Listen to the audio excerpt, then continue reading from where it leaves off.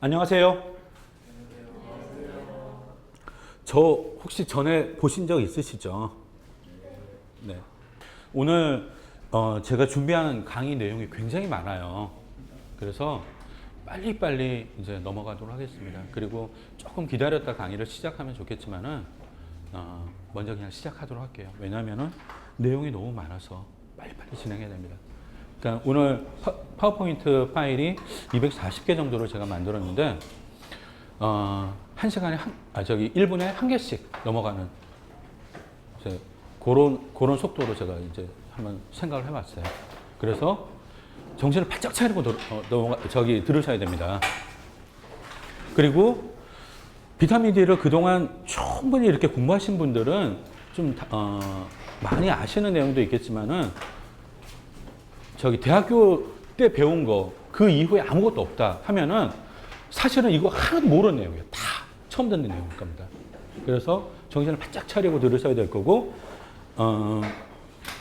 이제 강의를 들으면서 제가 준비한 교재를 이렇게 보셔도 되고요. 근데 이걸 이렇게 보실 시간은 없을 거예요. 그래서 그냥 파워포인트만 그냥 쭉쭉 따라가세요. 그리고 이제 내가 그동안 이렇게 놓쳤던 그런 환자들, 이렇게 스쳐갔던 환자들 이렇게 생각하면서 강의를 들으시면은 많이 배우실 겁니다. 제가 강의를 에비던스와 케이스 중심으로 일단 강의를 마련을 했고요. 스토리, 그러니까 비타민 D를 약국에서 팔아야 되는 그러한 이제 풀 스토리가 있단 말이에요. 그러니까 인류가 왜 부족하면 어떤 증상이 생기고, 그 다음에 어떤 질병이 생기고, 이 질병에 비타민 D를 먹으면 낫더라. 이런 풀 스토리 있잖아요. 누가 갠생이 늦죠. 그러니까 차 타고 다니면서 반팔 입고 이제 운전할 때 있잖아요. 창문 열고 이 바깥에 2분만 이렇게 내고 있으면은 우리 몸에 충분한 비타민 D가 만들어진다. 이런 이제 갠세이들이 있다고. 이런 것들을 깨는 논리를 각자 다 가지고 있어야 돼요. 그러니까 그 논리는 사실은 어떻게 나온 거냐면, 옛날에 한 10년 전만 해도 비타민 D 권장량이 200IU였어요. 그래서 센트륨에 200IU가 들어가 있잖아요. 200IU 만드는 데는 그 시간이면 충분해요. 그렇지만 지금은 이제 시대가 많이 바뀌어졌어요. 그러니까 그런 이제 갠세이 들어오는 거를 다 이렇게 차단할 수 있는 이제 풀 스토리를 가지고 있어야 되고요. 그런 풀 스토리를 에비던스와 케이스를 중심으로 이제 마련을 해야 되고, 그 다음에 약국 임상에 도움이 될 가이드라인, 그리고 관련 지식들, 이런 것들을 다 가지고 있으면은 전문가가 될 수가 있겠죠. 그러면은 전문가가 되면은 환자를, 그러니까 뭘 파는 그런 이제 사가는 손님으로만 생각하는 게 아니라 이렇게 측은지심 같은 걸 느끼게 돼요. 이 사람 너무 힘든데, 내가 이 사람 왜 힘든 이유를 다 알고 있어. 그리고 이거를 보충해주면은 너무너무 좋은 결과가 생길 게 너무 안타깝다. 이런 측은지심 같은 거를 가질 수가 있어요. 그러면은 판매하는데 전이랑 후랑 약간 이렇게 틀려질 겁니다.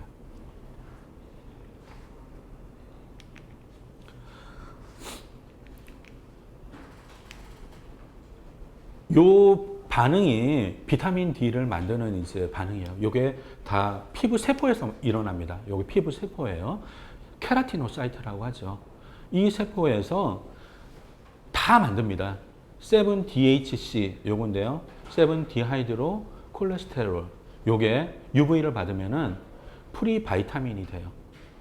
그리고 온도가 좀 높으면은, 예를 들어 0도면은 이 반응이 안 갑니다. 그런데 체온에서는 이 반응이 이렇게 가요. 그리고 비타민 D3가 만들어지면은 요게 멤브레인에 이게 조금 껄끄러운 구조가 됩니다. 얘네 둘은 멤브레인에 착 달라붙는 그런 구조인데, 얘네 비타민 D3는 바깥으로 빠져나가요. 그래서 이쪽으로 빠져나갈 수도 있고요. 바깥으로 빠져나갈 수가 있겠죠. 여기가 이제 사실은 제일 농도가 높습니다. 세포 안이. 그리고 여기가 가득 채워지면은 밀려서 밑으로 이렇게 내려가가지고 혈관까지 이렇게 이동하는 거예요. 그래서 혈관 타고 전신으로 가는 겁니다. 이 모든 과정이 케라티노사이트에서 다 일어나요. 만약에 온도가 0도시다. 그러면은 이 반응이 안 간다고 그랬죠. 그러면은 요 두 개만 왔다 갔다 하는 거예요. 두 개만.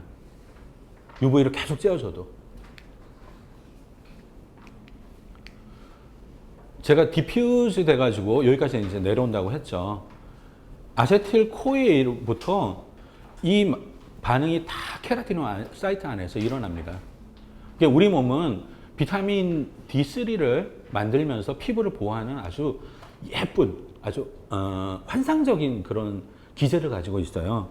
자, 보시면은 요게 베이스먼트 멤브레인입니다. 요게 단백질로 이루어진 멤브레인. 이 멤브레인 위에 케라티노사이트들이 이렇게 쫙 있는 겁니다.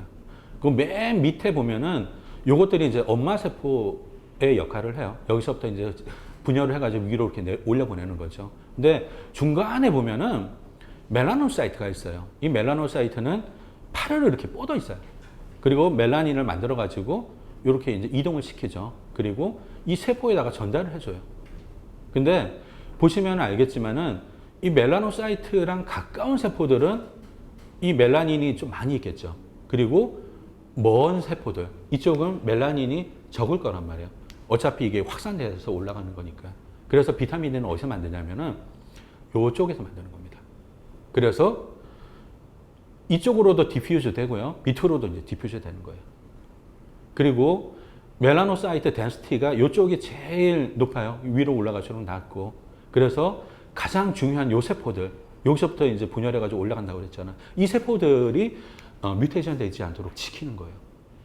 그러니까 세포들을 잘 보호하면서 비타민 D를 충분히 만들 수 있는 그런 방법을 고안하자면 이 방법밖에 없는 거예요. 그래서 우리 몸에서는 이런 식으로 비타민 D를 만들고 있다는 거고요. 비타민 D를 만드는 그 양, 그거는 계절에 따라서 틀려요. 당연히 여름에 많이 만들고, 여름에 많이 만들고, 겨울에는 덜 만들고, 비타민 D를 만드는 그 양을 결정하는 요인은 계절, 시간, 정오에 많이 만들겠죠. 이건 상식입니다. 그리고 구름, 먼지, 안개, 이게 많은 날에는 비타민 D를 많이 못 만들겠죠. 들어오세요. 약속 모르고 있었죠. 그리고 altitude, 이거는 뭐냐면은 그 해발 몇 도, 뭐 이거예요. 그래서 예를 들어서 해발 뭐 2000 미터 이런 높은 데에서는 비타민을 더 잘 만들어요. 그 땅에 있는 땅보다. 그래서 예를 들면 이제 미국에서 로키 산맥에 사는 사람들이 충치가 가장 적고, 그다음에 비타민 D 질병 발병률이 제일 낮아요. 뭐 암도 적게 걸리고 잇몸도 튼튼하고.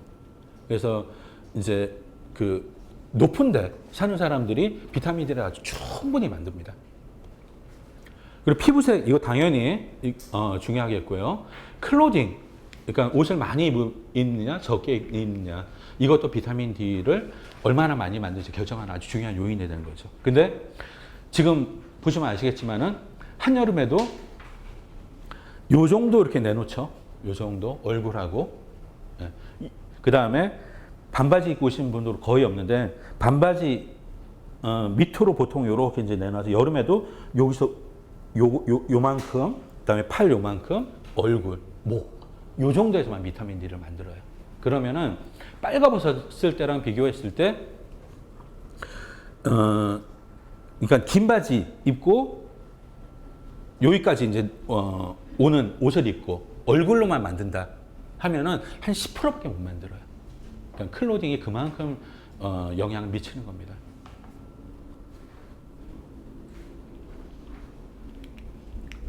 비타민 D 메타볼리즘에 대해서 살펴볼게요. 간에서 25 하이드록실레이즈가 있어요. 간에. 여기서 25번 위치에다가 OH를 붙여요. 여기가 25번 위치죠. 그리고 신장에서 1알파 하이드록실레이즈 요 액티비티가 있어요. 요 효소가 있습니다. 그래서 여기다가 OH를 붙여요. 요게 이제 활성형입니다. 피를 뽑아가지고 검사를 해보면은 비타민 D3라고 하는 콜리칼시페롤 요겁니다. 요거 피부에서 막 만든 놈 요게 한 10% 정도가 돌아다니고 있고요. 그 다음에 25OHD3 칼시다이올이라고 해요. 요게 90% 정도 돼요. 이게 비타민 D 풀이라고 하는데 그 의미가 뭐냐면은 우리 몸이 왕창 만들어 놓고 필요하면은 갖다 쓰는 창고. 그러니까 이제 그 의미예요. 그걸로 이제 비타민 D 풀이라는 의미가 그거고요. 얘 반감기가 4주에서 한 8주 됩니다. 그리고 칼시트리올은 체내에 검출이 거의 안 돼요. 그래서 한 40년, 50년 전에는 이거를 혈액에서 검출을 하기가 굉장히 어려웠어요. 근데 지금은 기술적으로 아무 문제가 없지만은 왜 칼시트리올 이 활성형을 우리 몸이 이제 비타민 D가 충분한가 충분하지 않은가 이 지표를 삼지 않거든요. 요거를 이게 얼마나 많으냐 적으냐를 가지고 우리 몸이 비타민 D가 충분하냐 부족하냐 이거를 판단을 해요. 그 이유는 나중에 이제 설명을 해드릴 겁니다. 이 액티브폼은 반감기가 굉장히 짧아요. 그래서 이 빨리 소모가 됩니다. 콜리칼시페롤은 반감기가 좀 이 비타민 D 풀로 쓰이는 요거보다 반감기가 좀 더 짧아요. 굉장히 짧습니다. 하루도 채 안 돼요.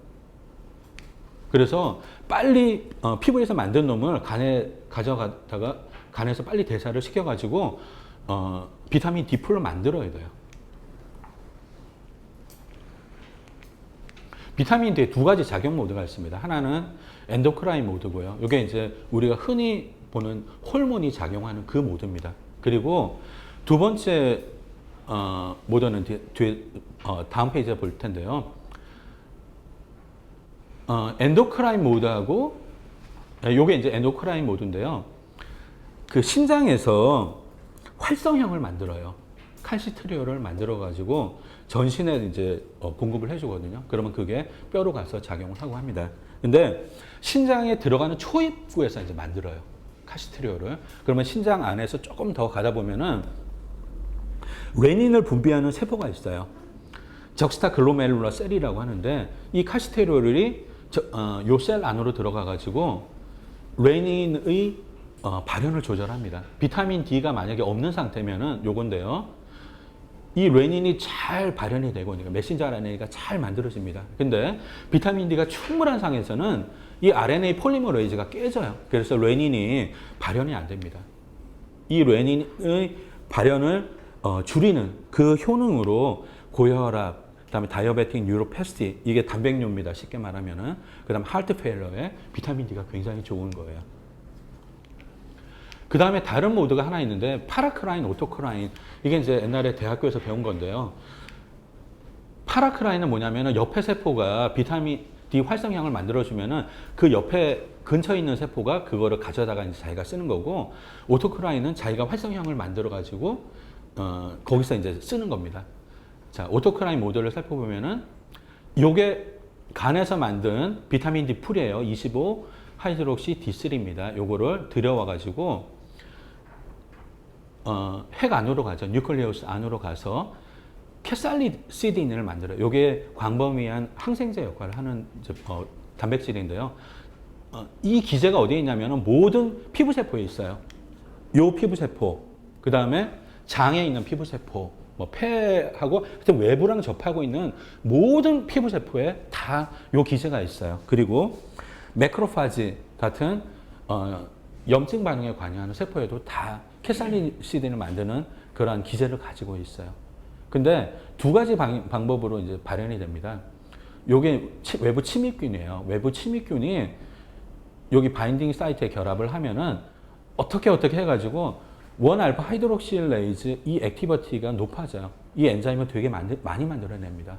이런 상태에서 비타민 D3를 이렇게 들여가지고 여기 들어오면은 요게 많이 만들어지겠죠. 칼시트리올이. 그래서 이 반응을 증폭시킬 수가 있어요. 외부 침입균이 있는 존재하에서는. 그래서 외부 침입균이 있을 때, 없을 때 캐살리시딘 이게 발현량이 틀려져요. 비타민 D 리셉터가 발견된 세포나 조직 이게 지금 웬만한 세포에서는 다 발견이 됐습니다. 오스티오블레스트, 오스티오클레스트, 베타셀, 근육세포, 모노사이트, 신경세포, 태반, T셀, 케라티노사이트, 피브로블레스트. 피브로블레스트는 제가 아까 전에 말씀드린 그 베이스먼트 멤브레인이 있잖아요. 피부에. 그 밑에 있는 이제, 들어오세요. 곡이 있어요. 피브로블레스트는. 자, 비타민 D 역사를 좀 볼 겁니다. 이 역사까지 공부해 두면은, 이제 나도 전문가구나 하는 그런 생각을 가질 수가 있어요. 그러니까 지금까지, 비타민 D의 역사가 어땠는지, 비타민 D 연구의 역사는 어땠는지, 제품의 역사는 어땠는지, 이런 것까지 공부를 하면 물론 이제 배울 점도 있어요. 근데, 전문가로서의 자신감을 가질 수가 있어요. 사실 배울 점도 되게 많습니다.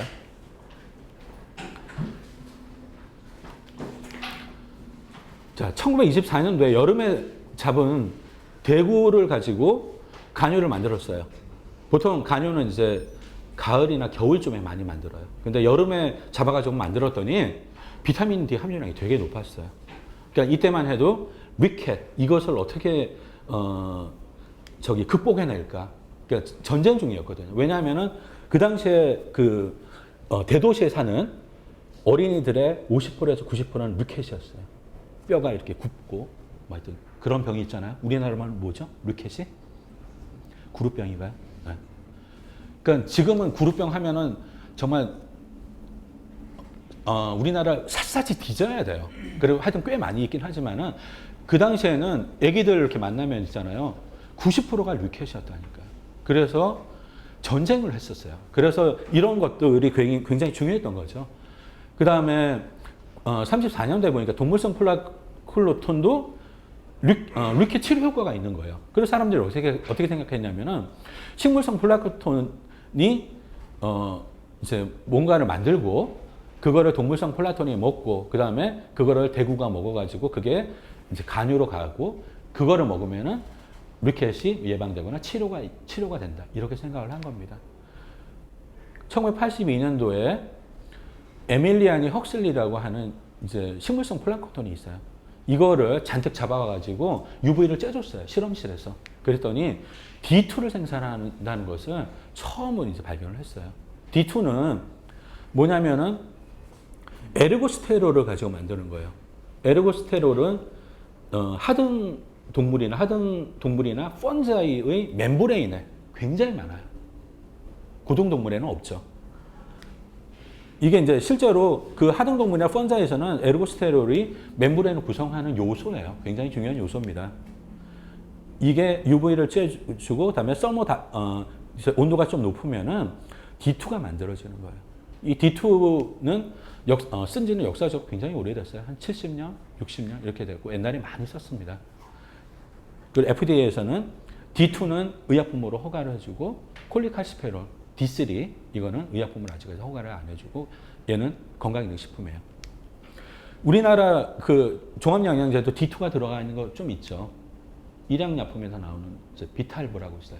제가 많이 파는 건데 거기 안에 D2가 들어가 있어요.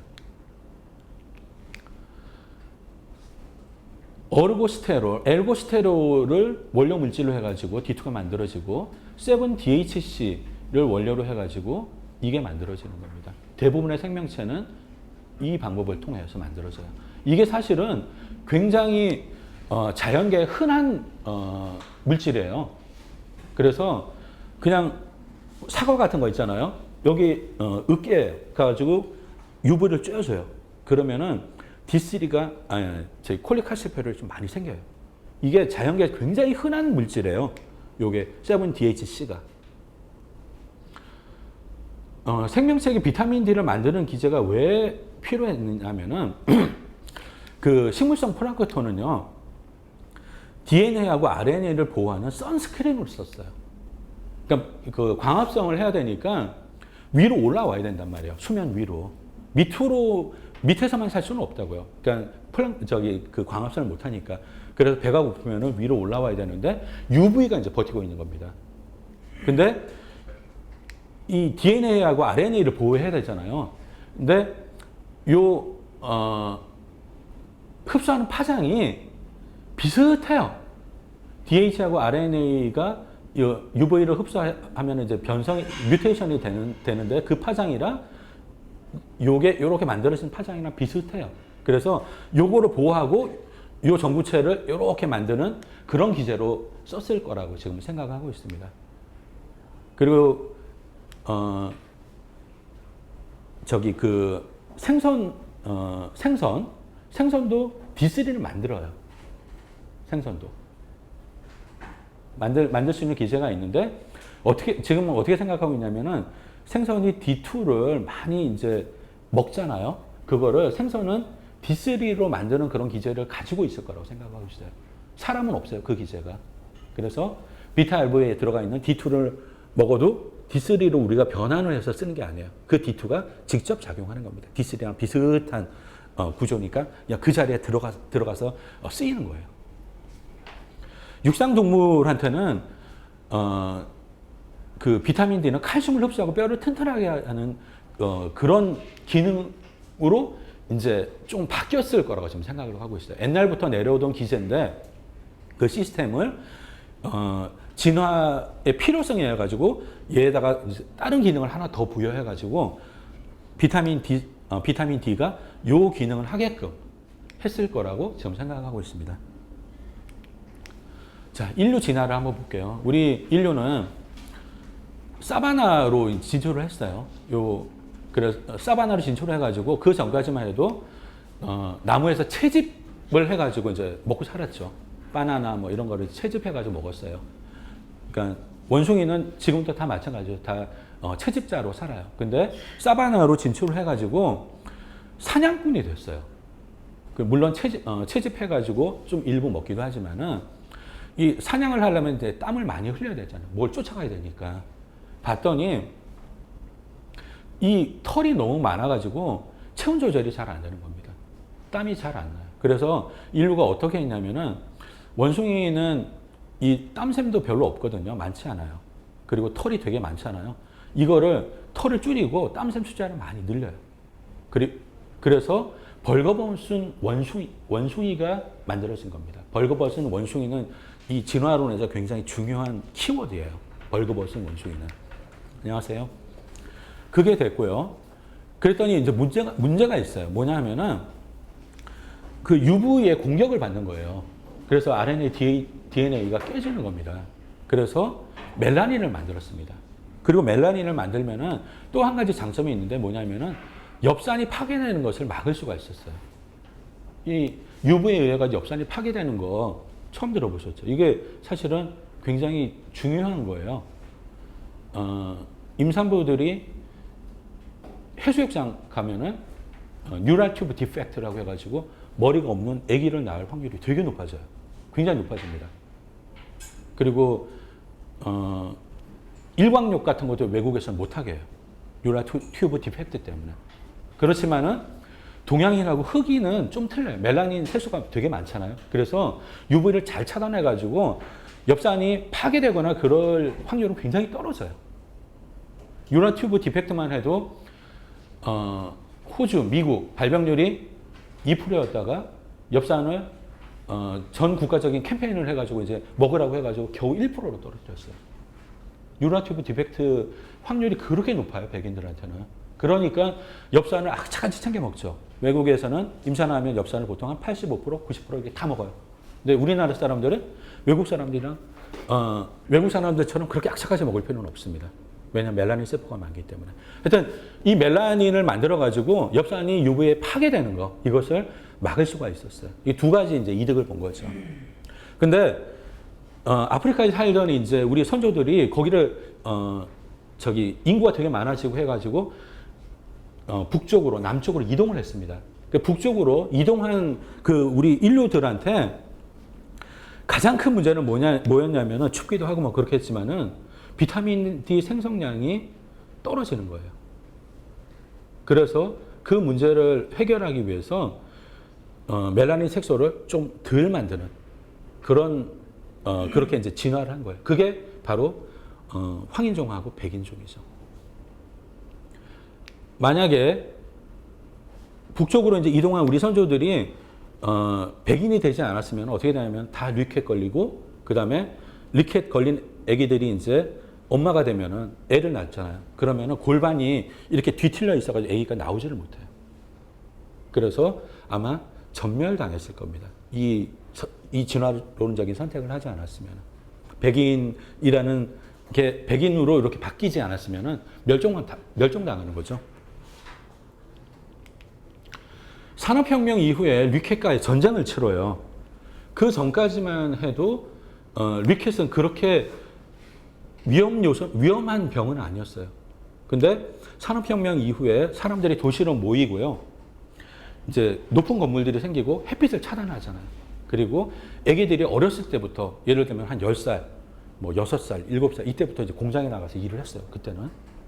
그리고 매연 뭐 이런 것 때문에 UV가 이렇게 들어오지를 못하는 거예요.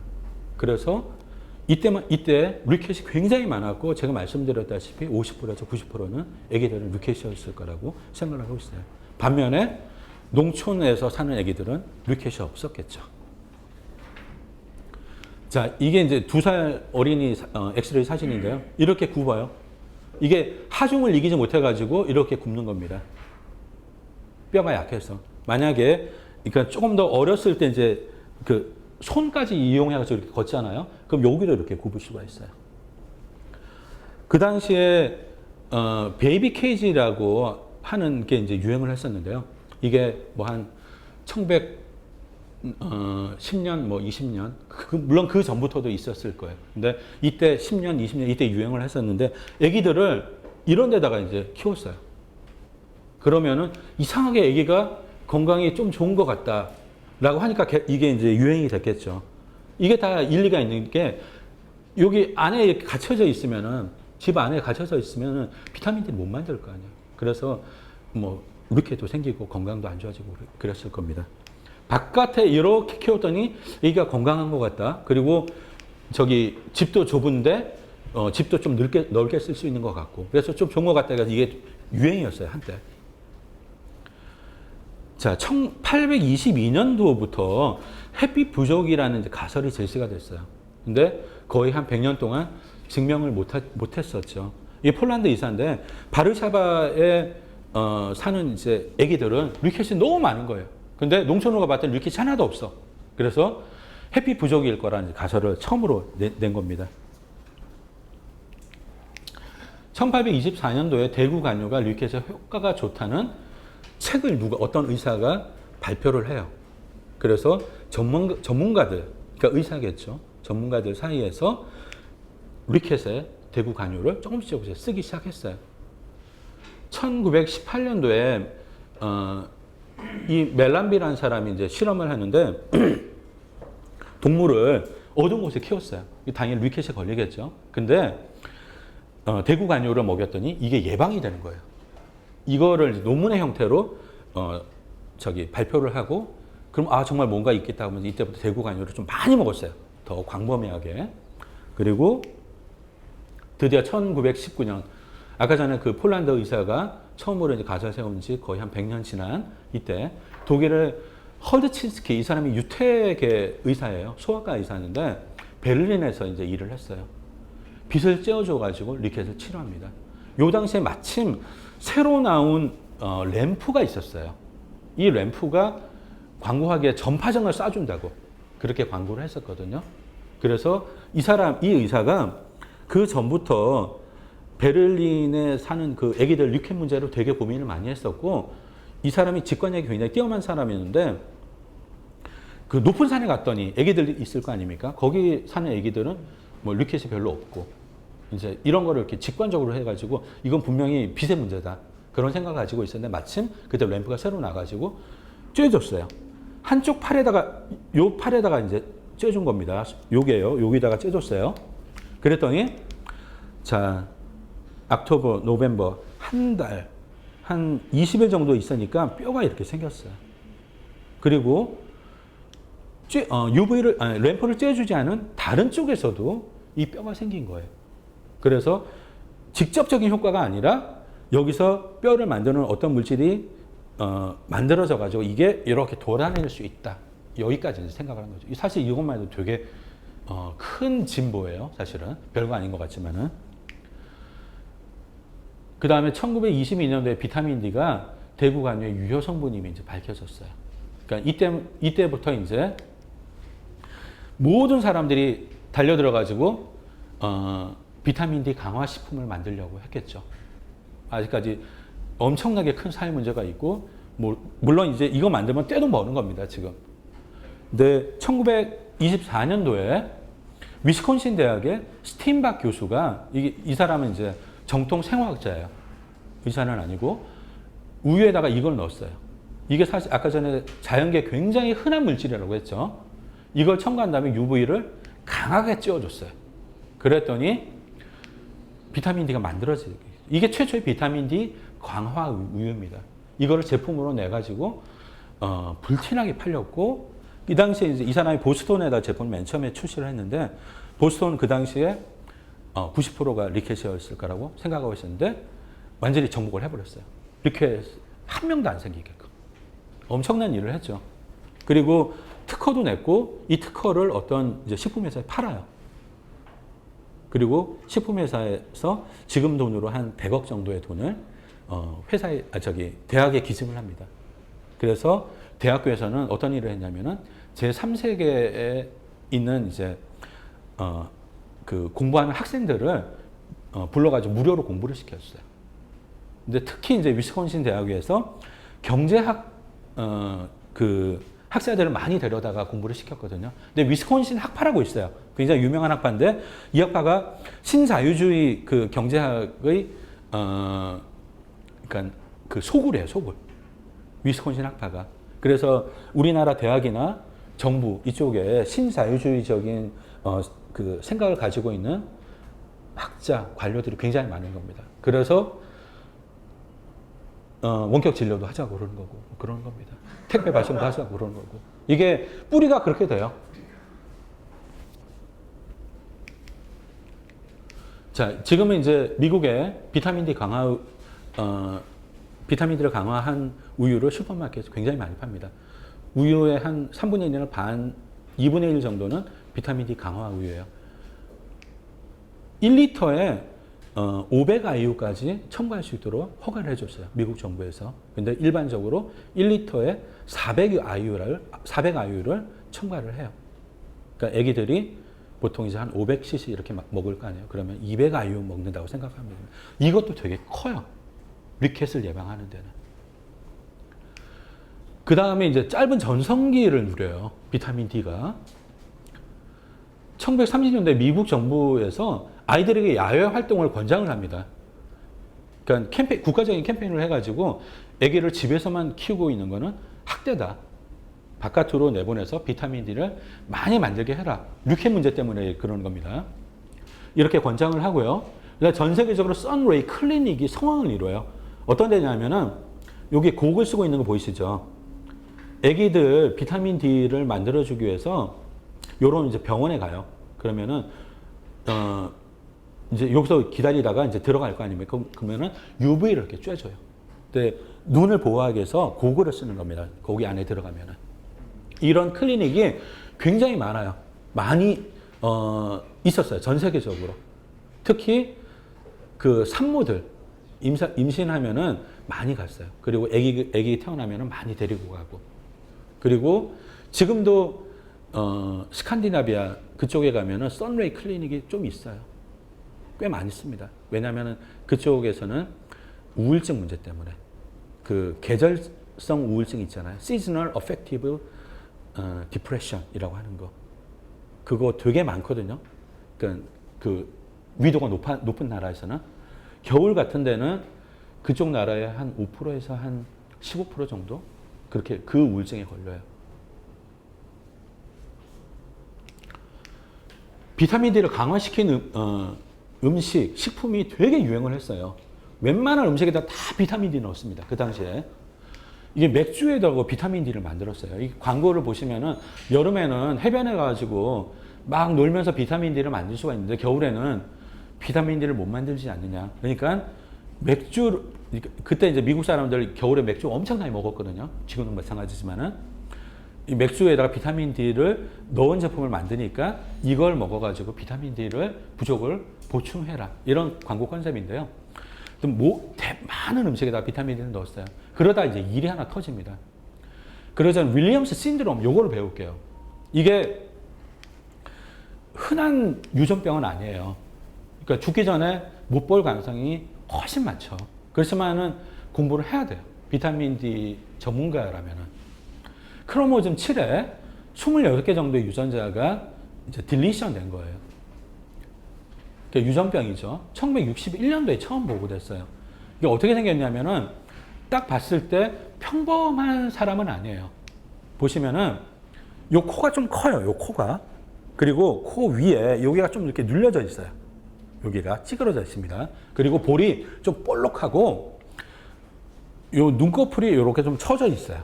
그리고 턱이 좀 뾰족하고 충치가 많고 치아가 고르지가 않아요.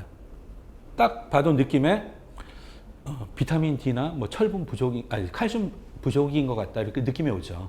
이런 이제 유전병이 있어요. 당연히 이제 공부 잘 못합니다. 이런 사람들 학업을 따라가질 못해요. 근데 천재 음악가 중에 윌리엄스 신드롬에 걸렸던 사람들이 좀 있었을 거라고 생각을 하거든요. 이 사람들이 이렇게 소리를 이렇게 캐치하고 기억하고 하는 그 능력이 대단해요. 그래서 외국에도 보면은 윌리엄스 신드롬 중에서도 음악가가 좀 있습니다. 우리나라에서도 드러머 중에 이 병에 걸린 드러머가 좀 유명한 사람이 있어요. 그러니까 구글 검색해 보시면은 나옵니다. 그러니까 평범한 사람은 아니에요. 딱 봤을 때 좀 이상한 사람이다. 이런 걸 느낄 수가 있습니다. 그래서 판매하는데 만나면은 비타민 D 판매를 잠깐 생각을 이제 한번 할 필요가 있어요. 근데 이 사람들도 4살 이후에는 문제가 없어요. 그 어렸을 때 이제 비타민 D를 먹으면은 복용을 하면은 문제가 생겨요. 우리나라에 뭐 100명도 안 될 겁니다. 절대 이제 죽을 때까지 못 만날 사람들이 못 만날 가능성이 큰데 1950년대에 유럽에서 영유아에게 비타민 D를 복용했더니 그때 뭐 한 500IU 뭐 이 정도 복용했겠죠. 1000IU 이렇게 복용을 시켰더니 하이퍼칼세미아가 이렇게 생겼다는 보고가 몇 건 있었어요. 그래서 비타민 D는 위험하다는 인식이 이때 생긴 겁니다. 이때 뭐 죽거나 뭐 그런 건 없었어요. 근데 이게 높아져 가지고 그거를 이제 뭐 치료를 했다. 이제 그런 기록만 있는데 지금 이제 생각해 보면은 이게 윌리엄스 신드롬이 잘못 걸린 것일 것이다. 이렇게 이제 생각을 하는 겁니다. 지금은. 그래서 많은 의사들이 비타민 D 위험해. 그래서 조심해서 먹어야 되고 먹더라도 조금만 먹어야 된다. 이런 생각이 이제 사실 별 근거 없는 거거든요. 이게 이제 한동안 쫙 퍼졌었어요. 이거를 극복하는데 굉장히 큰 힘이 걸려고 시간도 많이 걸렸어요. 그래서 유럽에서는 모든 종류의 비타민 D 강화 음식을 금지를 시켰습니다. 미국도 마찬가지예요. 그러니까 단지 이제 우유 한 개만 남겨놓고 다 금지를 시켰어요. 왜냐하면 흑인들이 많잖아요, 미국에는. 흑인들이 비타민 D 부족이 되게 심각하니까 흑인들을 위해서 남겨놓은 겁니다. 비타민 D 강화 우유는. 이렇게 철퇴를 이제 맞고요. 많은 사람들이 비타민 D는 무서운 영양소다. 이런 생각을 가지게 됐었어요. 자, 요 그래프 한번 볼게요. 이게 핀란드 정부에서 발표한 자료인데요. 1965년도쯤에 비타민 D 섭취 권장량을 줄였어요. 그 전까지만 해도 4,000에서 5, 요거 성인 기준입니다, 다. 4,000에서 5,000 IU 정도를 권장을 했거든요. 이게 특별한 이제 뭐 연구를 가지고 권장한 게 아니라 그 당시에 핀란드 사람들이 대부분 이렇게 다 먹고 있었어요. 이 정도 용량으로. 먹고 있는 거를 이제 용인을 해준 거죠. 근데 2,000 IU로 줄였어요. 비타민 D가 위험하다 하니까 줄였습니다. 그리고 75년도에 2,000 IU에서 1,000 IU로 또 줄였어요. 그래도 일부 의사들이나 학사들은 너무 높다. 이거 문제 생긴다. 해가지고 90년도에 400IU로 줄였습니다. 핀란드 정부에서 이렇게 권장을 했어요. 그러면서 1형 당뇨가 이렇게 증가를 했습니다. 10,000명당 이때만 해도 10명 꼴이었는데요. 50명으로 이렇게 늘었어요. 우리나라의 한 10분의, 우리나라의 한 10배? 뭐 그 정도 되는 것 같아요. 100배나 10배? 우리나라는 이 정도 발병률이 안 생겨요. 그러니까 지금 이 그래프를 보면서 비타민 D 섭취 권장량을 줄이면서 이런 일이 생겼다. 이렇게 이제 생각을 하는 겁니다. 드디어 이제 2010년도에 아이옴에서 권장량을 늘렸어요. 200IU에서 600IU로 늘렸고요. 그 다음에 어퍼 리밋을 2000IU에서 4000IU로 이렇게 늘렸습니다. 그러니까 요게 발맞춰가지고 많은 나라에서 권장량을 늘렸어요. 독일 같은 경우는 800IU로 좀 더 많이 먹으라고 권장을 하고 있고, 사실 이게 부족한 용량입니다. 200IU, 600IU. 너무너무 부족한 용량이에요. 아까 전에 제가 이제 그 짧은 전성기를 누리고 이제 철퇴를 맞았다고 했잖아요. 이 철퇴를 맞은 이 침체기 때도 비타민 D에 대한 연구가 계속됐어요. 1960년대 말에 25-OH-D3를 분리했습니다. 그리고 71년도에 이 활성형이잖아요. 이거를 분리했어요. 얘는 실험에서 피코그램 퍼 ml 이 정도 양으로 들어가 있거든요. 굉장히 적은 양이에요. 그래서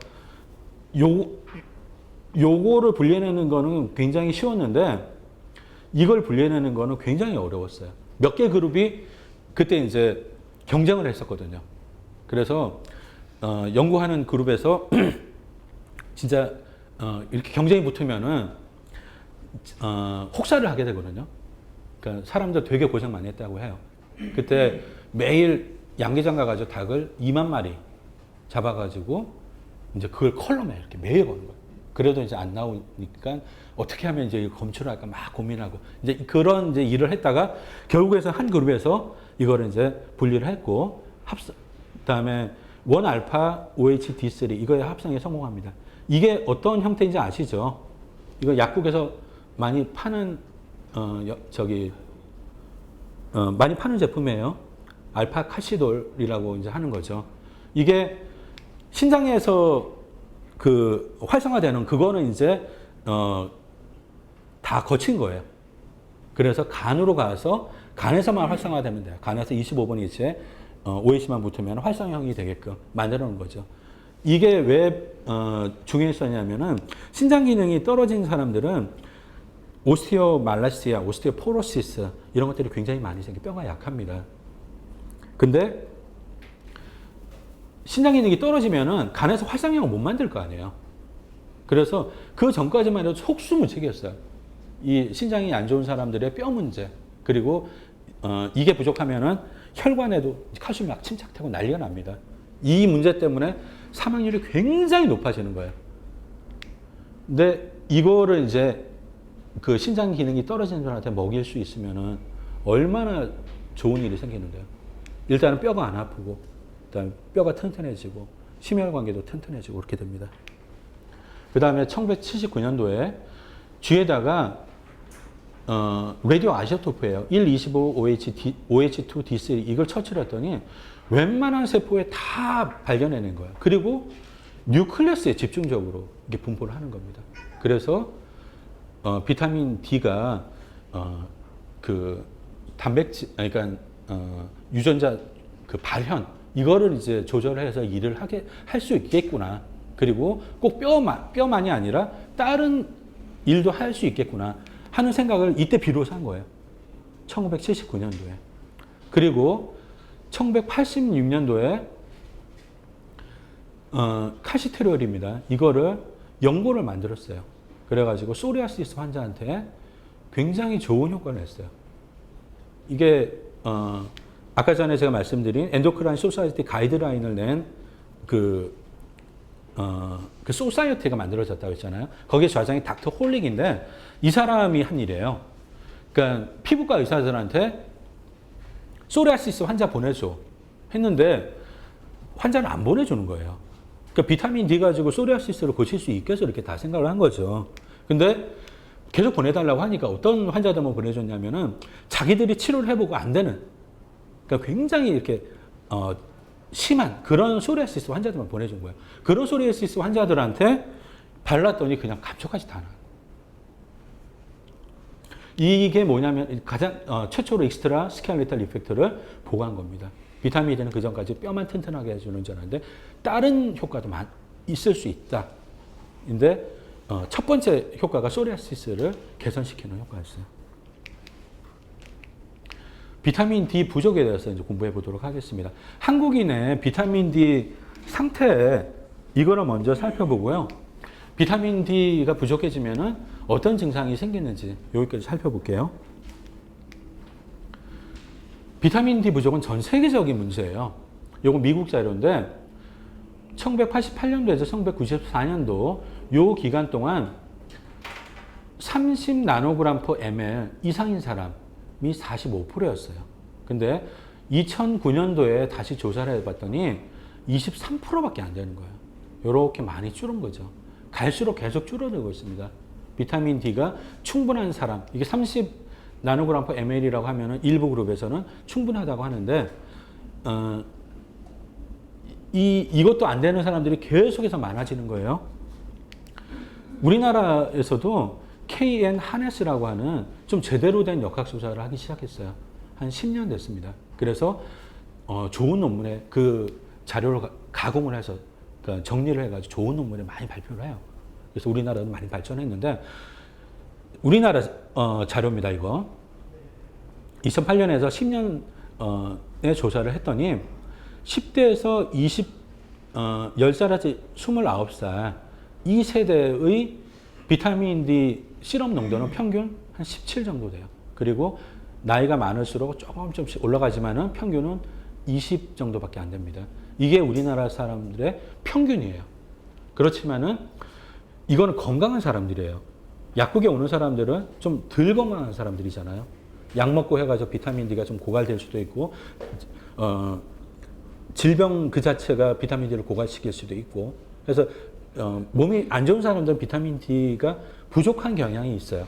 그래서 약국에 오는 사람들은 요거보다 좀 더 낮게 생각하시면 됩니다. 대충 한 금을 이렇게 그어볼게요. 약국에 평균적으로 오는 사람들의 비타민 D 시럽 농도는 한 요 정도 되겠다. 이렇게 생각을 하시면 됩니다. 여자하고 남자를 비교해 보면은 남자가 좀 더 양호해요. 그렇지만은 그렇게 좋은 상태 아니고요. 여자를 보면은 10 나노그램 per ml이 안 되는 사람들이 10%가 돼요. 거의 10% 되죠. 그리고 10에서 20 나노그램 per ml 요 사이가 한 50% 정도 이렇게 됩니다. 요 사람들이 집중적으로 관심을 가져야 되는 이제 사람들이죠. 물론 이 사람들 다 비타민 D 먹어야 됩니다. 요건 이제 조금 더 세대를 세분화해봤어요. 해봤더니 20대가 제일 비타민 D가 부족해요. 요 Y축이 뭐냐면은 20 나노그램 per 이하인 사람이 몇 프로 있냐 이거거든요. 20대는 80%가 20 나노 이하예요. 그리고 특이한 게 뭐냐면은 40대하고 50대, 오히려 50대가 비타민 D 상태가 좀 더 좋거든요. 근데 원래 비타민 D는 피부에서 이제 만들어지는데 나이를 먹으면서 비타민 D 생산 능력이 떨어져요. 그래서 나이를 먹으면 비타민 D가 부족해지는 경향이 있어요, 분명히. 근데 오히려 50대가 비타민 D가 40대보다 더 좋단 말이에요, 비타민 D 상태가. 이건 왜 그러냐면은 40대까지는 도시에 많이 살고 50대 이후에는 이제 농촌하고 어촌에 많이 살아요. 그래서 아무래도 바깥에서 일하는 시간이 많고 그래서 비타민 D 상태가 조금 좋은 겁니다. 조금 좋다 정도지 비타민 D 안 먹어도 된다 이 정도 아니에요. 조금 좋다는 정도지. 그리고 50대부터 다시 이제 이 경향이 발견되죠. 나이를 먹으면서 비타민 D가 부족해지는 이 경향이 발견됩니다. 직장별로 분류를 해볼 거예요. 학생하고 사무직, 전문직 이 사람들의 비타민 D가 굉장히 부족한데요. 30 나노그램 per ml 이상인 사람은 7%, 9%밖에 안 돼요. 그리고 20 나노 이하인 사람이 68, 50 이렇게 되고 농업, 어업은 이렇게 됩니다. 30% 30 나노그램 per ml 넘어간 사람은 30%밖에 안 돼요. 자, 그 KN 하네스 여기는 주로 조금 높은, 나이 많은 사람들 대상으로 하거든요. 이제 조금 더 밑에 애기들 있잖아요. 청소년들. 이쪽은 어떻게 되나 이제 한 사람들이 있었어요. 그래서 역학 조사를 했습니다. 광주 지역에 12살이 13살이면은 5학년, 6학년 이렇게 되겠죠. 그 학생들을 대상으로 역학 조사를 했더니, 자, 여자를 볼게요. 20 나노그램 per ml 이하인 사람이 100%예요. 100%고, 그 다음에 남자는 한 10%가 20에서 30 사이에 있고요. 90%가 22채예요. 굉장히 비타민 D 상태가 열악한 거고, 약국에 많이 오잖아요. 이런 애기들. 그러니까 초등학생, 그 다음에 뭐 중학생, 고등학생 다 마찬가지거든요. 비타민 D가 굉장히 부족해요. 자, 비타민 D 부족 증상을 한번 살펴보겠습니다. 먼저 케이스 스타디를 한번 살펴볼게요. 이 사람이 은퇴한 바이오케미스트리 학자예요. 교수였는데 은퇴를 했습니다. 목, 어깨, 허리, 오른쪽 다리에 만성 통증이 있어요. 자, 목, 어깨, 허리, 다리 여기 아픈 겁니다. 그리고 추간팔 탈출증으로 진단을 받았어요. 의사는 수술을 권유합니다. 매년 1년에 2번, 3번 심한 독감이나 감기에 걸려요. 피곤하고, 그다음에 밤에 땀이 나요. 이렇게. 주로 이제 그 비타민 D 부족 증상 중에 이제 땀이 나는 거를 치는데 특히 머리에서 나는 거 있잖아요. 이게 비타민 D 부족 증상 중에 제일 유명한 거예요. 그래서 미국 소아과 의사들은 흑인 애기가 이제 오면은 엄마한테 애기 이제 밤에 혹시 머리에 땀 나지 않냐 꼭 물어봅니다. 흑인 애기들한테는. 그다음에 크로닉 진지바이티스, 페리오돈탈스가 있고요. 이 몸도 안 좋고 치조골도 안 좋고. 그다음에 매년 2-3번 대상포진을 걸려. 이럴 수가 있나요? 대상포진에 1년에 2-3번 이렇게 걸릴 수가 있어요? 걸릴 수는 있겠지만 하여튼 흔한 케이스는 아니에요. 이렇게 걸리는 사람이었고요. 기운도 없고 의욕도 없고 우울해요. 그다음에 50년 이상 IBS로 고생을 했어요. 그러니까 장이 안 좋아요. 안 좋은 거죠, 일단. 자, 이 사람이 비타민 D를 먹었어요. 자, 비타민 D 시럽 농도를 측정했더니 20 정도 됐어요. 그래서 20만 IU를 경구로 원샷을 했습니다. 5일 간격으로 2만 IU를 먹었고요. 나중에는 3일 간격으로 2만 IU를 먹었어요. 7주 정도 측정했더니 42가 이렇게 나오는 겁니다. 요 요법이 이제 일부 의사들이 쓰고 있는 그 초식이에요. 그러니까 비타민 D를 먹이면은 시럽 농도가 서서히 올라가잖아요. 그래서 이게 짜증이 나는 겁니다. 그 환자들이랑 그 환자의 신뢰 이런 걸 얻으려면은 바로 그냥 먹고 이렇게 효과를 봐야 돼요. 의사들이 사실 되게 중요하게 생각하거든요. 그런 문제를. 물론 우리들도 사실은 그러니까 그쪽도 고민을 좀 해야 되긴 하지만은 그러니까 아예 그냥 첫날부터 40에서 한 50으로 이렇게 바로 때려버리는 그런 요법이에요. 이게 일부 의사들이 쓰는 요법입니다. 그랬더니 4일 안에 목, 어깨 통증이 사라졌고요. 만약에 비타민 D 5,000 IU짜리 현우쌤 많이 들여놨다고 했는데 이거를 매일 이렇게 먹으면은 4일 만에 어깨 통증이 이렇게 사라질까? 그러지 못하겠죠. 그래서 좀 고민을 하는 거예요, 의사들이. 근데 하여튼 이 사람은 4일 안에 이게 사라졌고요. 3주 후에 나이트 스웨팅이 사라졌습니다. 4주, 6주 후에 잇몸이 튼튼해졌고요. 그다음에 치조골도 튼튼해졌고. 그러니까 이게 막 붓고 막 이런 게 이제 깨끗이 나는 겁니다. 이거 되게 효과 좋아요. 비타민 D에. 예, 저도 느낍니다. 그러니까 한 2-3주 정도 환자들 먹으면은 잇몸이 많이 좋아져요. 정말. 인사돌 이 같은 것도 훨씬 더 좋습니다. 훨씬. 진짜. 그다음에 6주에서 8주 후에 뉴로더마타이티스가 사라졌어요. 이게 뭐냐면은 이게 뭐 대단한 질병은 아니고요. 할아버지를 보면은 피부가 이렇게 두꺼운 거 있잖아요. 이게 이제 가렵고 해서 이제 막 긁으면은 이게 막 피부가 두꺼워져요. 이게 뉴로더마타이티스라고 하는데 뭐 대단한 병은 아닙니다. 이게 없어졌어요. 그리고 독감, 감기, 대상포진에 안 걸린답니다. 그 전에는 감기 걸리면은 뭐 한 2-3주 이렇게 고생을 했대요. 그래 항생제를 계속 먹고 그것도 아주 심하게. 근데 IBS도 나왔대요. 이거는 IBS는 뒤에 보시면 알겠지만 임상 데이터가 최근에 나왔어요. IBS에도 효과가 좋습니다. 모든 증상들이 다 호전이 된 거예요. 그러니까 이렇게 좀 환자가 먹고 내 몸에 변화가 있다 이렇게 느끼려면 초반부터 이렇게 높아져야 되거든요. 비타민 D 혈중 농도가. 그래서 의사들이 이런 걸 고민하는 거예요. 현재 이 사람은 70 나노그램 per ml을 유지하고 있어요. 그리고 이 사람이 자기가 너무 효과를 봐가지고 이렇게 강연을 몇 번 이렇게 나갔어요. 비타민 D가 중요하다는 걸 이런 거를 이제 하는 일반인 대상으로 하는 강의를 몇 번이 나가가지고 좀 유명해졌어요. 그래서 바이오 케미스트리라고 좀 좋은 저널이 있어요. 그러니까 여기 대학원 다니신 분들은 아시겠지만은 SCI 임팩트가 한 3, 4 제가 다닐 때는 그 정도였는데 굉장히 좋은 저널입니다. 그 저널의 편집장이 직접 이렇게 전화해가지고 리뷰를 이렇게 써달라고 했어요. 리뷰를 은퇴한 학자가 리뷰를 쓰는 건 흔하지 않거든요. 근데 그 리뷰도 되게 재밌습니다. 그러니까 일반적인 아주 딱딱하고 재미없는 그런 리뷰가 아니라 좀 재밌어요. 제가 아까 전에 말씀드린 그 진화론적인 그런 고민 같은 거 이런 것도 들어가 있고 되게 재밌습니다. 책에 나와 있으니까 관심 있는 사람은 읽어보세요. 근데 그거부터 공부를 하지 마시고 나중에 공부할 게 없다 하면은 공부할 게 너무 많아요. 비타민 D 부족 증상 살펴보도록 하겠습니다. 본하고 머슬 여기 이제 나오는 증상이 뭐냐면은 본 페인, 조인트 페인, 백, 넥, 숄더 페인이고요. 그다음에 쥐나는 거 이것도 비타민 D 부족 증상일 수도 있어요. 왜냐면은 이게 이제 이런 걸 어떻게 아냐면은 케이스가 이렇게 좀 쌓여서 이렇게 정리를 한 걸 수도 있고요. 그러니까 무슨 말이냐면은 다리에 쥐나는 사람들한테 비타민 D를 먹여봤더니 효과가 있다. 이 케이스가 이렇게 좀 쌓이면은 이거는 비타민 D 부족 증상이라고 인정을 해주자. 이제 이런 케이스도 있고요. 임상 실험을 해가지고 이제 확증을 하는 경우도 있어요. 근데 하여튼 비타민 D 부족 증상이라고 합니다. 트위칭 이게 이제 실룩실룩 하는 거예요. 근육이.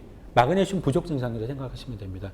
이게 뭐 떨릴 수도 있지만은 마그네슘이나 비타민 D가 많이 부족한 사람들은 이게 딱 보면은 여기가 이렇게 올라갔다 이렇게 내려갔다 하는 게 이런 게 보일 수도 있어요. 많이 부족한 사람들은. 네, 있습니다. 그리고 근육 힘이 없어요. 무거움을 못 들어요.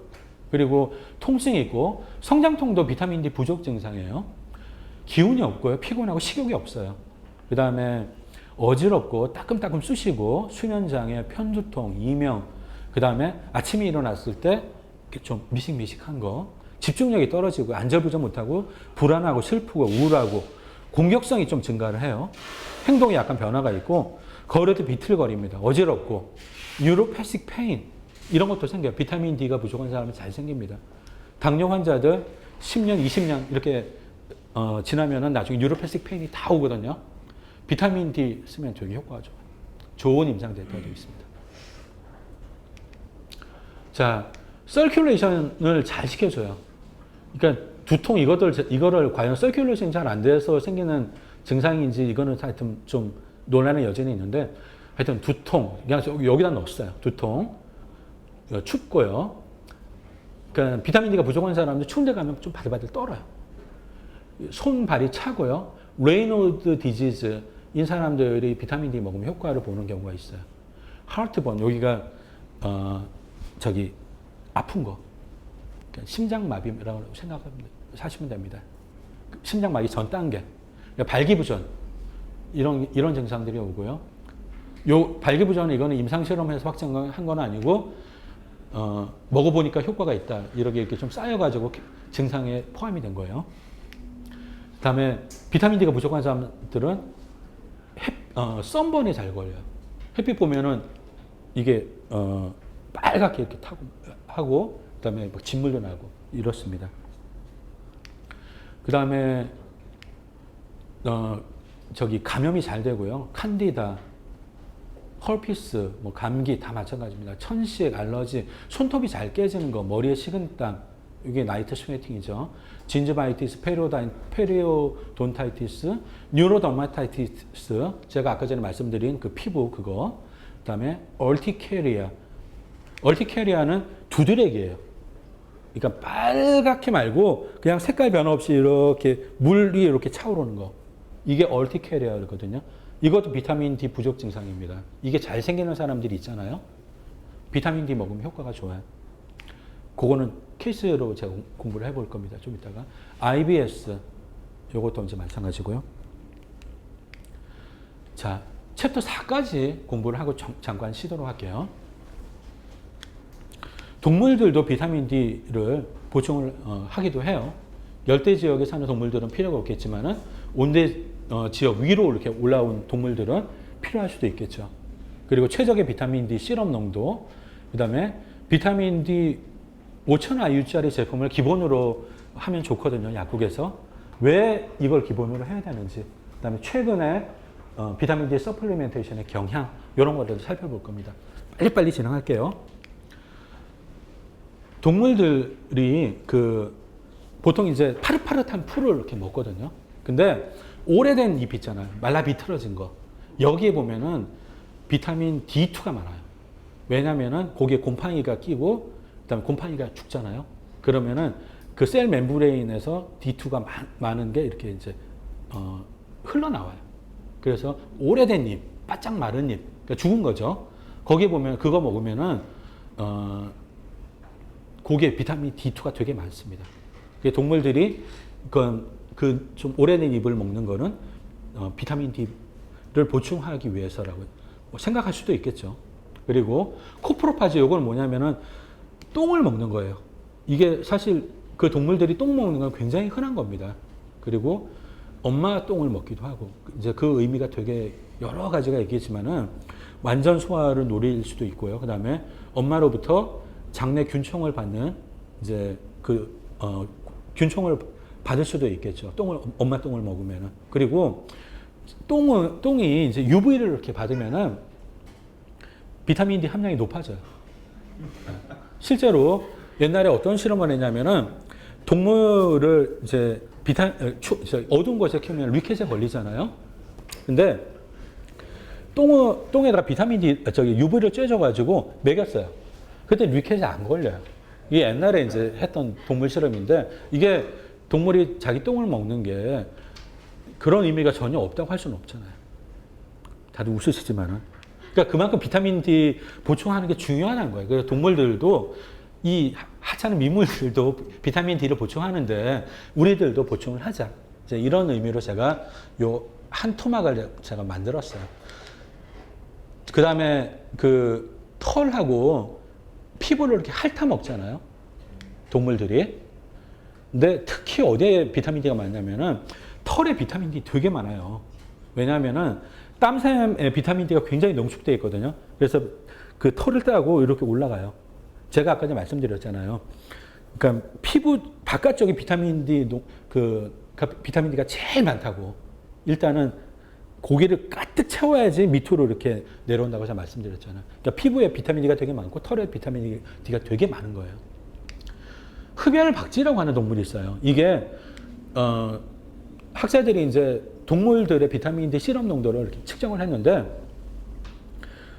흡열박쥐는 200에서 300, 400 이렇게 갑니다. 가장 비타민 D 시럽 농도가 높은 동물이고, 왜 높냐면은 동물들의 피를 빨아먹잖아요.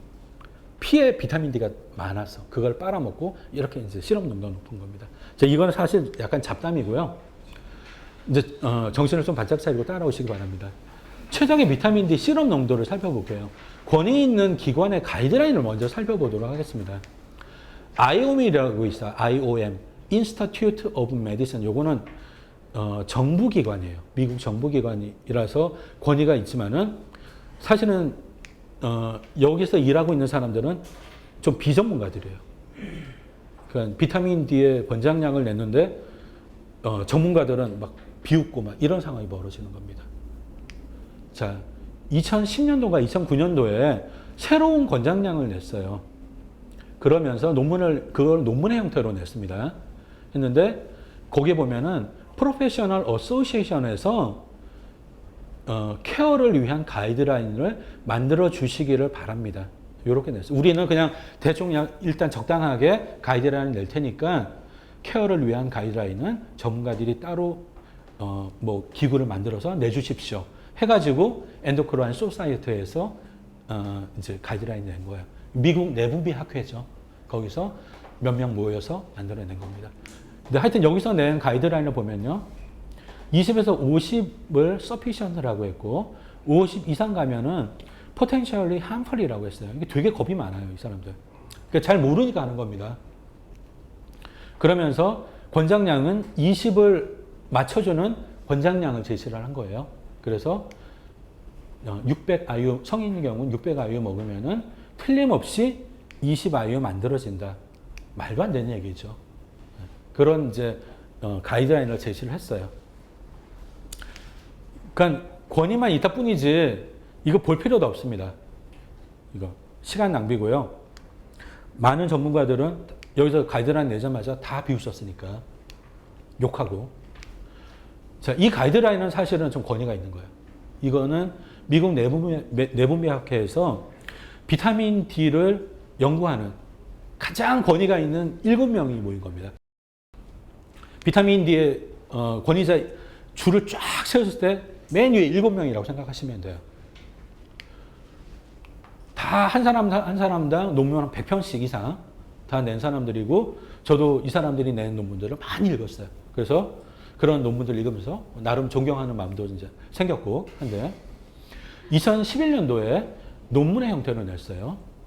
20 나노그램 per ml 이하이면 부족하고 20에서 30이면 불충분하고 30에서 100 사이면 sufficient 하다고. 자, 이거 잘 보셔야 됩니다. 요거 30에서 100 나노그램 per ml 이렇게 가이드라인을 제시를 했어요. 그러면서 먹으라고 권장한 양은 30을 맞춰줄 수 있는 그 양을 권장을 했습니다. 그래스루트 헬스라고 있어요. 요거는 민간 기구예요. 그러니까 비타민 D를 연구하는 학자 46명. 그러니까 위에서 이제 아까 전에 7명 잘랐다고 했잖아요. 밑에 이제 46명까지 이렇게 모인 거라고 생각하시면 됩니다. 그 학자들이 모여가지고 비타민 D의 중요성을 이제 환기시키는 그런 일들을 해요. 여기 보시면은 이게 이제 페이지, 첫 번째 페이지인데요. recommended range 이렇게 나오죠. 40에서 60. 여기 그래스루트 헬스의 이제 합의상인 거죠. 46명이 우리는 이렇게 합의를 했다. 그러니까 아까 전에 그 엔도크라인 소사이어티에서도 한두 명이 너무 그렇게 이제 원래 나머지 5명이나 6명은 더 높게 이제 제시를 하려고 했는데 한두 명이 우겨가지고 합의를 봐서 30을 이제 30 이상이면 충분하다 이렇게 한 거거든요. 한두 명이 이렇게 막 우기면 이제 합의가 안 되는 거잖아요. 근데 여기서는 하여튼 합의를 이렇게 했습니다. 그리고 요 표도 이제 보시면 좋은데요. 가끔가다 요 홈페이지 들어가서 보세요. 궁금한 게 있으면. 근데 저는 요거 때문에 이제 가끔 들어가는데 초기 비타민 D 시럽 농도가 20인 사람이 5,000IU를 먹으면은 시럽 농도가 40IU가 돼요. 15인 사람이 6,000IU를 먹으면은 40이 되고. 요게 이제 쓸만한 자료입니다. 그래서 요거 보러 저도 가끔 들어가고요. 여기 보면은 이제 그 동영상 강의도 있고 합니다. 자, 그래서 40에서 한 60 정도가 적당할 것 같죠. 그게 46명의 최소한의 합의였으니까. 그렇지만은 이제 일부 강경파들이 있죠. 그러니까 그게 사실은 그 일부 강경파들이 더 숫자는 많아요. 그 사람들은 50에서 80 정도가 제일 좋은 비타민 D 시럽 농도라고 생각을 하고 있어요. 그래서 저도 그렇게 생각을 하고 약사님도 그렇게 생각하는 게 좋습니다. 자, 그 근거를 보면은 유인원들이 아직도 적도 근처에 대부분 다 살아요. 인간만 적도 근처를 벗어나 가지고 사는 유인원입니다. 고릴라, 침팬지 다 아직도 적도 근처에서 살고 있고 이 유인원들의 비타민 D 시럽 농도를 보면은 60에서 80이에요. 그리고 온대 지역에서 사는 사람들 중에 야외 활동을 굉장히 많이 하는 사람들이 있어요. 대표적으로 그 수영장이나 아니면 해변에서 인명 구조하는 사람들이 있잖아요. 그러니까 세이프 가드라고 하는데 세인트 루이스의 라이프 가이드 비타민 D 시럽 농도를 측정했더니 평균이 요거예요. 64고요. 레인지가 53에서 80 이렇게 된 겁니다. 요게 이 논문이 사실은 굉장히 좀 오래됐어요. 한 30년 전에 나온 논문인데 근거가 없었을 때 왜 50에서 80이 가장 아이디얼한 비타민 D 시럽 농도인가에 대한 근거가 한참 동안 많이 없었거든요. 이때 유일하게 요 근거를 가지고 주장하던 사람들이 이제 좀 있었어요. 근데 그 사람들이 이제 근거가 더 많이 생겨가지고 숫자로 불린 겁니다. 이게 좀 역사적으로 좀 의의가 있고요. 요거는 한 10년, 20년 전에 나온 논문인데 이스라엘의 라이프 가이드를 조사해 봤더니 59 나노그램 per ml 이렇게 이제 된 겁니다. 아프리카에 사는 원주민들, 아직까지 아프리카에 살고 있는 원주민들이 있어요. 이 사람들에 대한 비타민 D 시럽 농도를 측정했어요. 이 논문이 사실 나온 지 한 2, 3년밖에 안 됐어요. 굉장히 궁금해하는 사람들이 많았을 텐데 불구하고 2, 3년 전에 저 논문이 나왔고요. 마사이족이라고 있어요. 이 사람들은 기본적으로는 유목민의 생활을 합니다. 평균 시럽 농도가 48이에요. 레인지는 23에서 67. 그리고 이 사람들은 옷을 꽤 나름대로 많이 입고 다녀요. 그리고 전에는 헌터 게더러 생활을 했어요. 그러니까 사냥을 하고 부족한 음식은 약간 채집을 하는 이게 이 생활이 헌터 게더러 생활이거든요. 우리 구석기 선조들이 이제 했던 그 생활이라고 생각하는데 이거를 버린 지가 이제 한 50년, 한 100년 됐어요. 정부에서 식량은 이렇게 제공해 줍니다. 그래서 약간 배가 좀 불렀어요, 이 사람들이. 그래서 야외 활동 많이 안 해요, 옛날보다. 그래서 조금 낮은 거라고 좀 생각하고 있습니다. 하자족이라고 있는데요. 헌터 게더러 생활을 유지하는 거의 유일한 민족이에요. 그렇지만 정부에서는 어떻게든 옥수수 같은 거를 막 대주려고 해요. 그리고 여기 이 지역이 이제 관광지가 되면서 이 사람들이 막 술도 먹고 그래요, 저녁에는. 근데 기본적으로는 헌터 게더러 생활을 하는데 이 사람들도 좀 배가 불렀어요. 왜냐하면 정부에서는 원하면 식량을 다 대주니까. 그래서 낮에는 자요. 일을 안 하고. 그래서 아침 저녁을 선선할 때만 이제 사냥을 하거나 사냥도 이제 악착같이 하는 게 아니죠. 이제 내가 밖에 나가서 뭐 한 마리 못 잡으면 우리 가족이 굶는다 이게 아니거든요. 이런 게 아니기 때문에 설렁설렁 사냥을 합니다. 즐기는 거죠. 그래서 옛날처럼 비타민 D 시럽 농도가 그렇게 높지는 않는데 하여튼 48, 44 평균은 이렇게 나옵니다. 자, 그 다음에 이게 사실은 결정적인 이제 증거인데요. 질병을 예방하고 치료하는 효과가 50 나노그램 ml 이상에서 이렇게 많이 나와요. 자, 예를 하나 들어보도록 하겠습니다. 요거는 역학조사인데요. 2016년 봄에 나왔어요. 요거는 어떤 역학조사냐면은 모든 종류의 암을 암에 걸릴 위험도입니다. 이 그래프는 이렇게 보면 돼요. 40인 사람이 암에 걸릴 위험도를 1이라고 한다면은 한 10인 사람은 한 8 정도 되는 겁니다. 8배가 더 높은 거예요. 그리고 100 나노그램 per ml인 사람은 40 나노그램 per ml인 사람보다 암에 걸릴 확률이 50% 반밖에 안 되고요. 이 사람에 비하면은 16배가 낮다. 이렇게 이제 보면 되는데 역학조사를 해보면은 40 넘어가는 사람들 찾기가 어렵잖아요.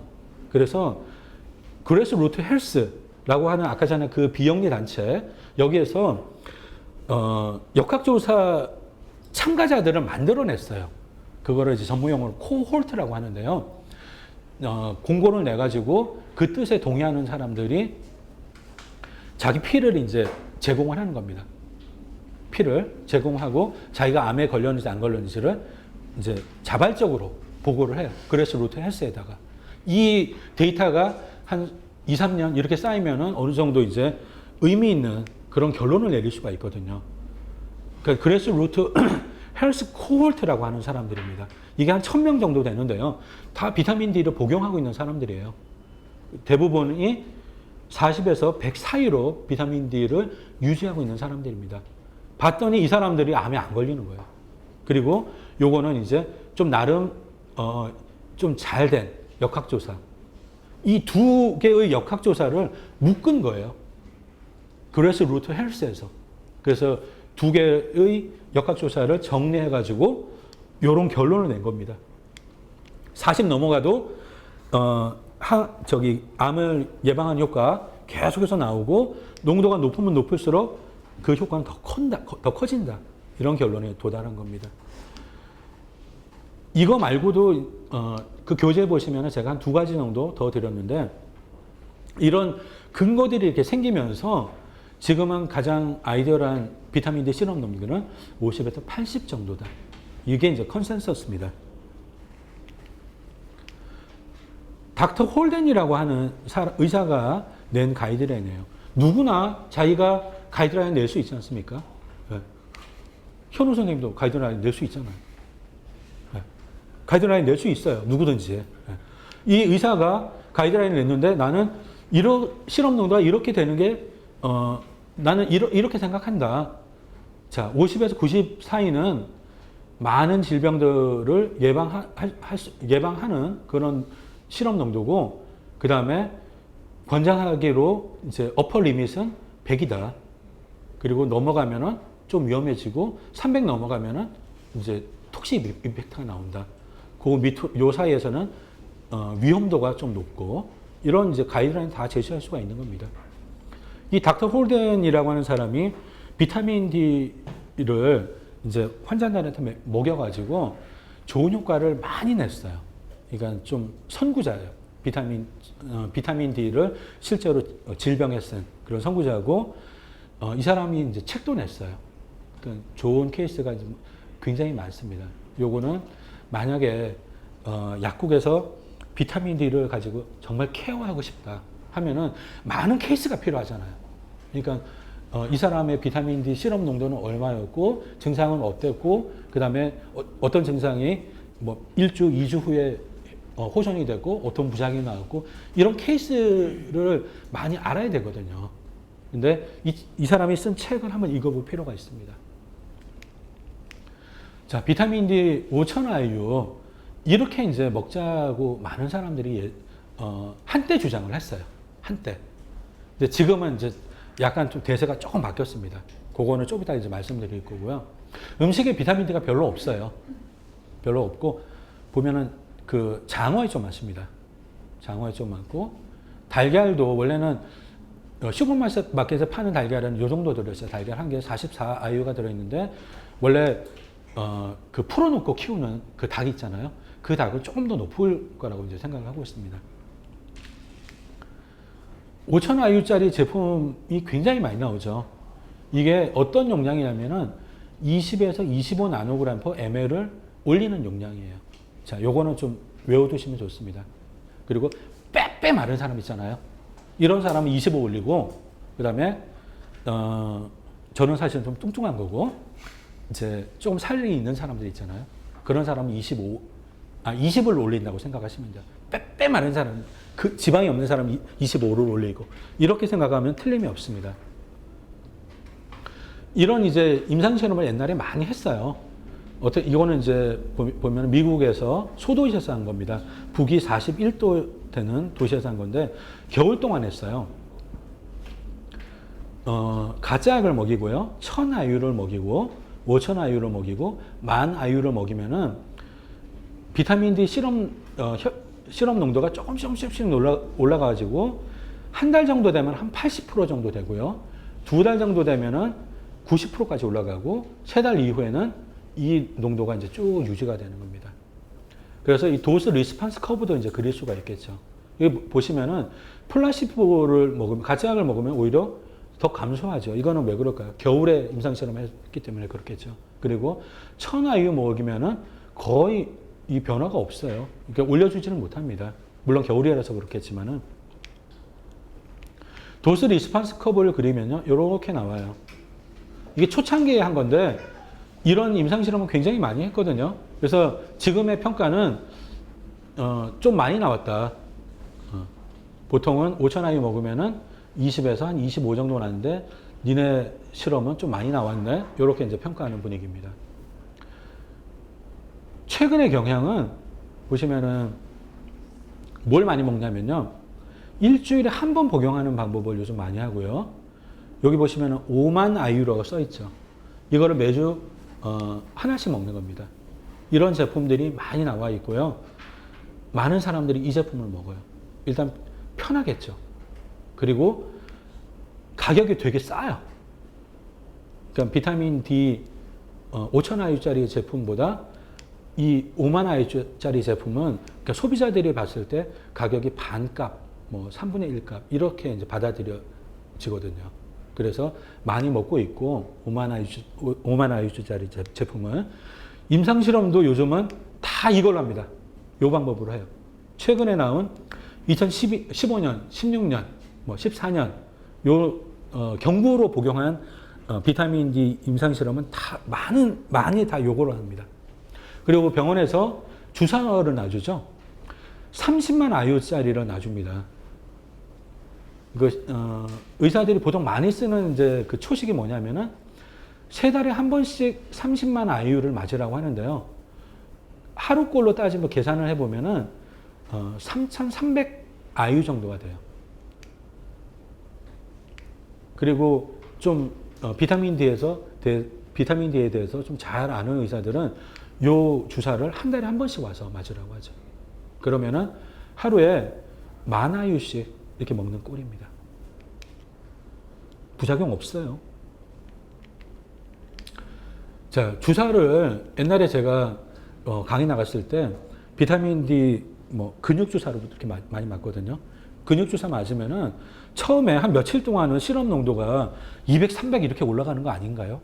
그 다음에 이제 이렇게 쫙 올라갔다가 이렇게 조금씩 이렇게 떨어지고 초반에 좀 위험한 구간에 있는 거 아닌가요? 이런 질문을 받았는데요. 그렇지 않아요. 요거는 2008년도에 이제 보고된 임상 데이터인데 10,000 IU를 경구 투여한 겁니다. 10,000 IU를 먹으면 어떻게 되냐면은 7일째 최고 비타민 D 시럽 농도가 만들어져요. 그리고 한 3일 정도 되면은 이 7일째 농도랑 거의 비슷비슷합니다. 근데 어느 정도 올릴 수 있었냐면은 한 13, 12 이 정도밖에 못 올리죠. 10,000 IU를 한꺼번에 이렇게 먹으면은.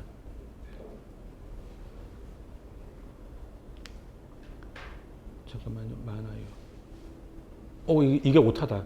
10만 IU예요. 10만 IU. 이게 10,000 IU일 리가 없죠. 10만 IU를 먹으면은 이 정도 이렇게 올라갑니다.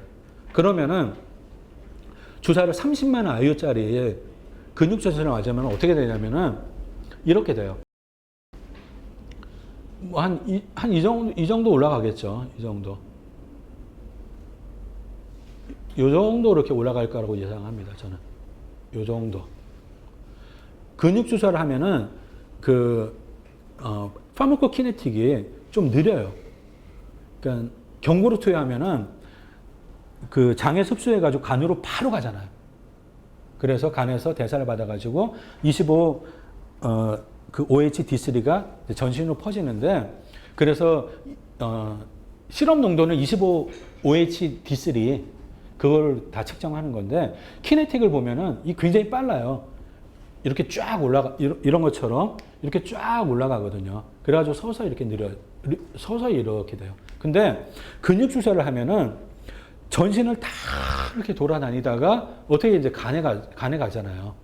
그러면은 이제 25 위치에 OH가 붙어가지고 다시 돌아다닐 거 아닙니까? 그래서 요 피부에서 생긴 거나 혹은 주사에서 맞으면은 급격하게 그 25OHD3 실험 농도가 높아지지가 않아요. 그래서 한 요 정도까지밖에 못 올라갈 거라고 제가 생각을 하는 겁니다. 그리고 이 키네틱이 굉장히 느려요. 이렇게 됩니다. 이렇게. 그래서 절대 저는 한 60도 못 넘어갈 거라고 생각해요. 초반에 한 며칠이라도. 그래서 그런 걱정은 없다. 그 말씀 드리고 싶고. 그다음에 시럼하고 아디포즈 티슈는 비타민 D를 서로 이렇게 공유를 해요. 왔다 갔다 합니다. 비타민 D가. 비타민 D를 먹거나 혹은 피부에서 만들면은 일단 피로 가잖아요. 그러면은 저장고에다 다 채워요. 그래서 평형을 이루는 아디포즈 티슈의 농도하고 시럼의 농도가 이렇게 만들어지고, 그 다음에 시럼에 좀 쓸 거 아니에요? 그러면은 이쪽에서 그 다음날 조금 이쪽으로 보내주는 이런 식으로 이제 계속해서 균형을 맞춰가는 이렇게 됩니다. 그래서 뚱뚱한 사람들은 비타민 D를 먹으면은 다 지방으로 가겠죠. 그래서 시럼 농도가 이렇게 올라가야 되는 게 요만큼밖에 못 올라가는 그런 일이 생겨요. 그래서 뚱뚱한 사람들은 2배를 먹으라고 하죠. 그러니까 보통 이제 5,000 IU 먹어야 되는 사람이면은 10,000 IU를 먹으라고 하고요. 그 다음에 아주 뚱뚱한 사람, BMI 그 수치로 35 넘어가면은 3배를 먹으라고 해요. 제가 한 30 정도 되거든요. 저는 2배 정도 먹으면 됩니다. 자, 여기까지 하고 조금 쉬었다가 또 할게요. 딱 10분만 쉬겠습니다.